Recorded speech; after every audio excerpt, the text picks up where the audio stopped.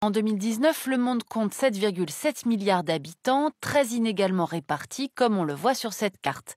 Regardez, chaque point équivaut à 5 millions d'habitants, de quoi souligner les concentrations régionales, Amérique du Nord et du Sud, Europe, Égypte, Afrique de l'Ouest et surtout Asie du Sud et de l'Est. Alors si on regarde par continent, sur 100 personnes, 60 habitent en Asie, 16 en Afrique, 10 en Europe, 9 en Amérique latine, 5 en Amérique du Nord et moins d'une personne en Océanie.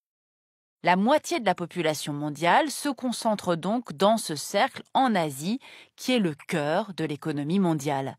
Dans ce cas de figure, population rime globalement avec dynamisme économique. La moitié des humains se répartissent dans 7 États, en tête la Chine et l'Inde, respectivement 1,42 et 1,36 milliards d'habitants selon l'ONU, suivis des États-Unis, de l'Indonésie, du Brésil, du Pakistan et du Nigeria. On y trouve les grandes puissances d'aujourd'hui et peut-être celles de demain.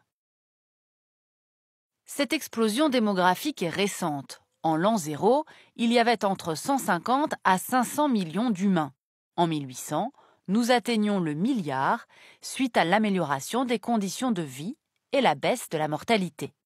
Et puis tout s'accélère, 2 milliards en 1927, 3 en 1960 après le baby-boom, 4 en 1974 malgré le premier choc pétrolier et alors que le Club de Rome appelle déjà à la décroissance. 5 en 1987, 6 en 1999, 7 en 2011 et le 8e milliard devrait être atteint dès 2022. Des chiffres bien sûr qui donnent le tournis. Chaque jour, regardez, 385 000 bébés naissent, 155 000 personnes meurent, soit une augmentation de 230 000 personnes par jour, ce qui équivaut à 80 millions par an. Si l'on poursuivait à un tel rythme, la population devrait doubler tous les 60 ans. Sauf que pour 2050, la division de la population de l'ONU, prudente, propose 3 projections.